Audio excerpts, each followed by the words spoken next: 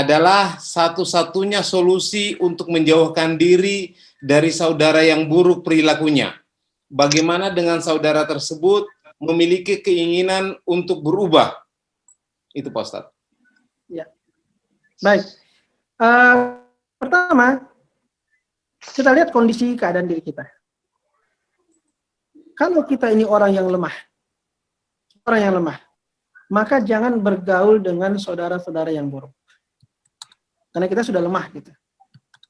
Ya, kita lemah bergaul dengan saudara-saudara yang buruk akan semakin lemah kita.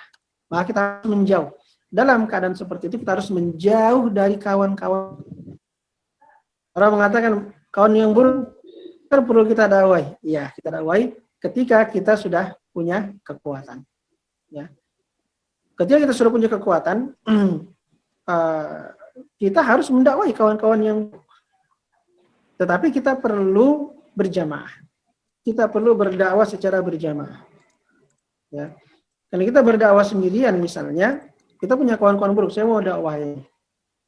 Saya harus berteman dengan mereka, harus seperti itu. Saya tidak akan mungkin memperbaiki buruk kalau saya tidak bergaul dengan mereka. Nah, saya harus bergaul dengan mereka karena mereka butuh pencerahan. Kita harus berdakwah.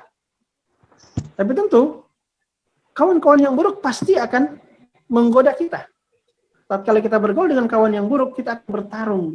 Ada pertarungan pengaruh, saling mempengaruhi. Kita yang sudah baik ketemu pengaruhi kawan kita untuk menjadi orang baik. Kawan kita yang masih buruk, dia akan pengaruhi kita untuk kembali menjadi buruk seperti yang sebelumnya. Ada pertarungan untuk saling mempengaruhi. Nah, di sini kita membutuhkan, tentu kawan kita yang buruk ini dibantu oleh setan dia. Dia setan manusia, tidak ada bantuan dari setan di kalangan jin yang pimpinannya adalah iblis. Karena itu kita juga harus punya tim, ya, kita punya jamaah. Ya, jamaah, jangan berdakwah sendirian. Anda bisa kalah. Berdakwah secara berjamaah. Kita harus punya jamaah kelompok. Ya, kelompok dakwah. Di mana kita ini ketika bergaul dengan kawan yang buruk, ya, mungkin ada serangan dia yang berhasil membuat kita menjadi lemah kembali, kita kembali kepada kumpulan kita, pada kelompok kita untuk kita dikuatkan lagi di situ. Ya, kita dikuatkan lagi. Maka kita harus berdakwah berjamaah. Karena kita ini makhluk yang lemah. Rasul saja berdakwah berjamaah kan.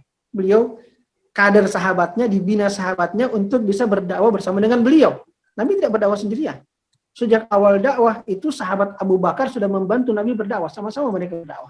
Semakin banyak orang masuk Islam, semakin kuat jamaahnya, semakin luas dakwahnya, semakin berhasil dakwah mereka. Jadi kawan yang buruk kita jauhi saat ini kita lemah. Tapi kalau kita sudah kuat, kita harus mendekati untuk mempengaruhi mereka. Tapi jangan sendirian, kita harus punya jamaah. Punya jamaah, punya kelompok. Alhamdulillah banyak kelompok-kelompok dakwah. Silakan bergabung dengan kelompok dakwah mana saja yang bermanhaj sunnah wal jamaah. Bergabunglah dengan kelompok dakwah. Karena kita akan saling menguatkan di sana.